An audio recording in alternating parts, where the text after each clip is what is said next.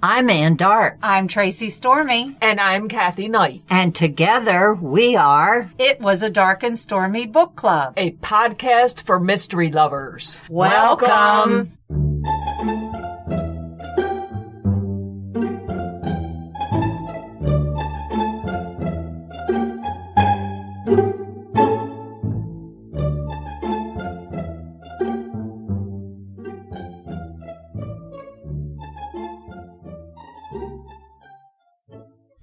Hello, and welcome back to our regular episode of It Was a Dark and Stormy Book Club. And tonight we just returned from our book club. our regular book club. Yes. And we had a discussion. We had a list of books to choose from for About every other month, they either have a featured book or they'll give us a sheet with a theme. Because it's October, the theme was ghosts. So we had to read a mystery that had a ghost in it. I would say most of the books were really kind of dumb. The one I read was okay.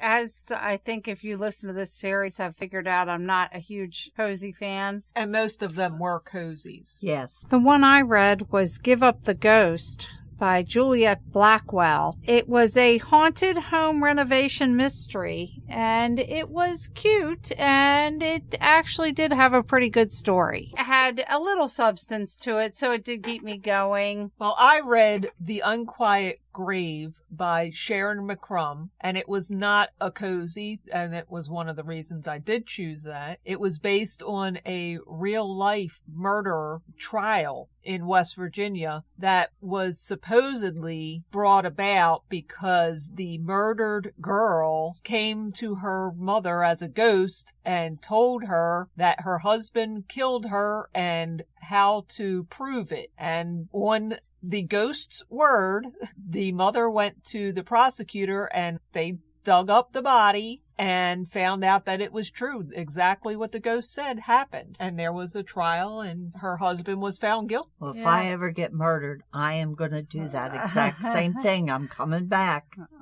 So, as the yellow cat. I think I'd like to actually read that one. Yes, one that good. sounds good. The one I read was by Randy Wayne White. It was called Haunted, and it takes place near where I had a place in Florida. And the story had promise, but it went a little bit off the side rails. And Well, whenever you have ghosts in a story, it was not my favorite book, so we will leave it at that. But I think sometimes the ghosts are thrown in for comic relief. I think so too. Well, anyway, on to the main event. We are going to highlight the work of Becky Masterman, who is our M author. After working in scientific reference publishing for most of her career, commissioning books in law enforcement and forensic science, Becky Masterman debuted Rage Against the Dying in 2013. Set in the high desert of Arizona, the thriller features a retired female FBI agent who is 59 years old, but no Miss Marple. Garnering rave reviews in the New York Times and NPR's All Things Considered, appearing on Best of 2013 lists, Rage went on to be nominated for 7 awards and translated into 20 languages. On her second novel in the series, Fear the Darkness, the Wall Street Journal says, idiosyncratic and engaging, ripped the carpet from underneath expectations. And published in 2017, Twist of the Knife won the Tony Hillerman Award, preceded by strong reviews in Publishers Weekly. And her next installment will be We Were Killers Once, will come out in June of 2019. Oh, something to look forward to. We weren't able to schedule a live interview with Miss Masterman, but she was gracious enough to send us answers to written questions that we posed to her. I will read the questions and my colleagues will answer them as Miss Masterman. Okay. I don't know if I can get the voice right. All right. Brigid Quinn is in her 60s and a retired FBI agent. She is quite a tough lady. Is there a Brigid Quinn in real life who inspired you to create this character? I'm going back nearly 15 years to remember my inspiration, but I think it was a combination of two people, both of whom authored books for me when I worked in reference publishing. One was a gray-haired forensic anthropologist who, in her career, had dug in many a mass grave while looking like she was more suited to knitting and playing piano. The other was an abrasive old homicide detective. What if, authors often start out that way, what if I put these two people into a single character? Sounds like Brigid. Absolutely. All right. In Twist of the Knife, Brigid is not only trying to investigate the Creighton family murder from 12 years prior, she is also dealing with a hospitalized father, her passive-aggressive mother, and her police officer brother. But her younger sister is a CIA agent and cannot be contacted. Will we find more about Brigid's sister and her exploits in the future? Perhaps her own series? I don't even know much about Brigid's sister, who is mentioned in every book but never appears. And I'm asked this question so often, when will we see Ariel? I actually have a great idea for a story about Ariel, if I can ever successfully pitch it to my agent. For now, I'm grinning big that she has sparked your curiosity.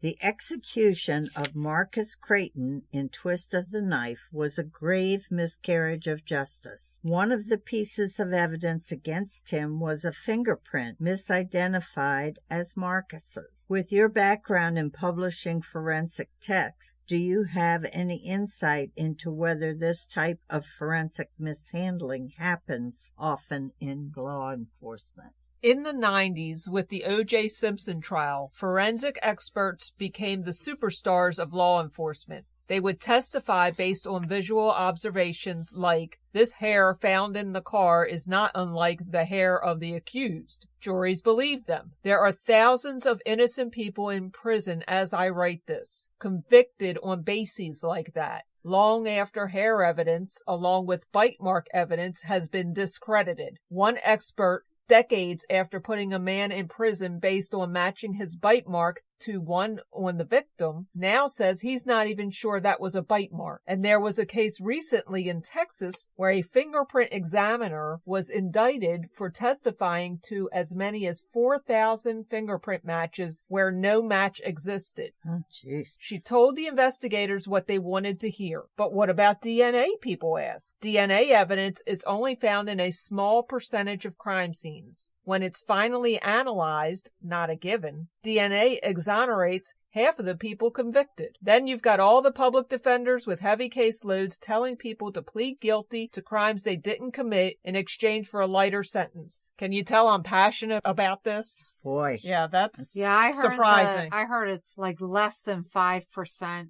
that DNA comes into play in these cases. Incorrect. Yeah, the incorrect information. It really doesn't give you much hope or give you much faith in the criminal justice system. That book I read, Bloodsworth, goes into that. The man that was exonerated by DNA. It was just horrendous what he went through, just because he matched somebody's description 2 years after the event. You have a background in forensic publishing. Are any of your books based on the core of a true crime event? They're all based on real events, sometimes many different elements of crimes in a single story. I've always said that I don't know much about forensics, but I know everyone who does. So I can talk to a forensic toxicologist about mainlining vodka, to a forensic anthropologist about decomposing rates, and a pathologist about how long it takes to kill someone by pressing on their carotid artery. But the greatest source for a true crime event has been the unsolved Walker family murders in Florida, which Truman Capote mentions in Cold Blood. You reveal in a prior interview that you wrote 6 books before Brigid Quinn, but they were rejected. Can you talk a little bit about what kept you going until you reached success with Brigid? I think most authors will confess to being a writing addict. I get depressed when I'm not writing. I start to brood about things I can't control. Laying down an original sentence creates a little spurt of dopamine in my brain that makes me feel better. Published or not, successful or not, I'm less neurotic when I have more than one world in which to live. I like the way that's worded.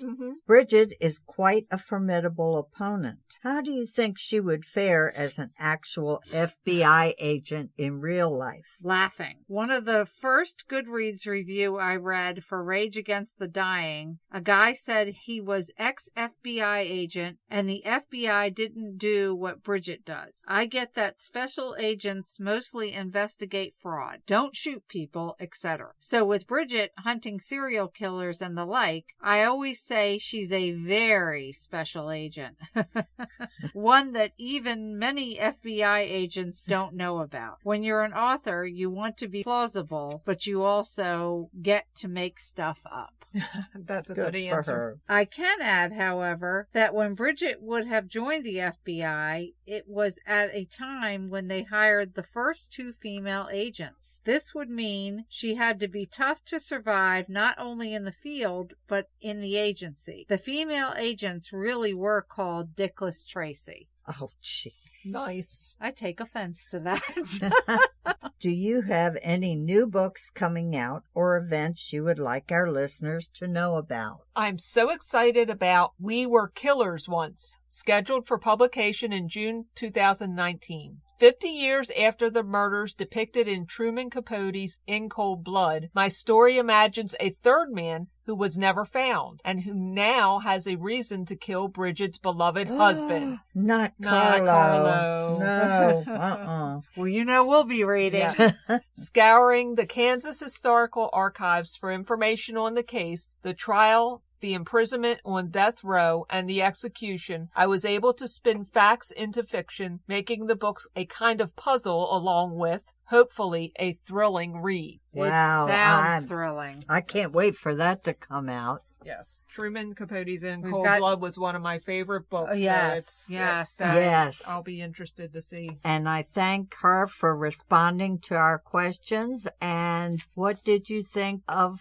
her book? Well, I didn't read the first one. I read the second one called Fear of the Dark, and it was truly a thrill ride from page 1 to the end. What did you like best about it? Well, first of all, I have to say the thing I like most about it is just Brigid herself. I so enjoy her as a character, and playing against Carlos, her husband, I couldn't get enough of them. And I even like their pugs. Yeah. The male and the female. They can't even name Well, them. in the one I read, they finally named them. They named them Peggy and Al. Oh, that's a good And name. because they kind of had to name them, they took them to the vet because one of them had gotten poisoned. Then, of course, the third book. I read the third book first, and I should have read the first book first, but I read the third book first. And I really, really liked it. Now, I will say this, all of the ones I've read,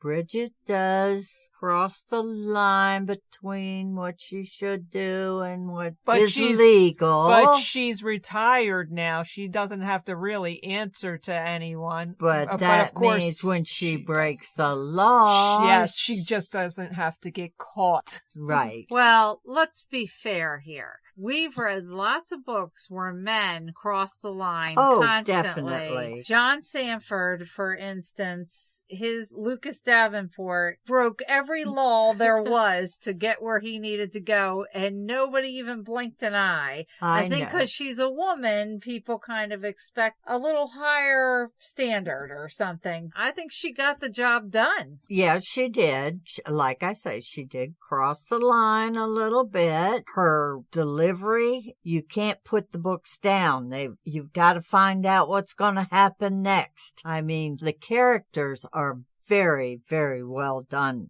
in this whole series. I fell in love with Carlo. I think everybody should, at least. He's a sweetheart, and he puts up with her, pretends he doesn't see what's going on. Her Laura Coleman, even the ones that are no longer with us, those characters were very well developed. The whole series is very well done. Oh, yeah. I don't think there's another character like Brigid Quinn. Not that I know of. Yeah, there are. Not of her age. Definitely not. Well, maybe. Well, there's. I was who thinking. wrote Prime Suspect. That's who I was thinking. I was just going to say with Helen Mirren. But there were books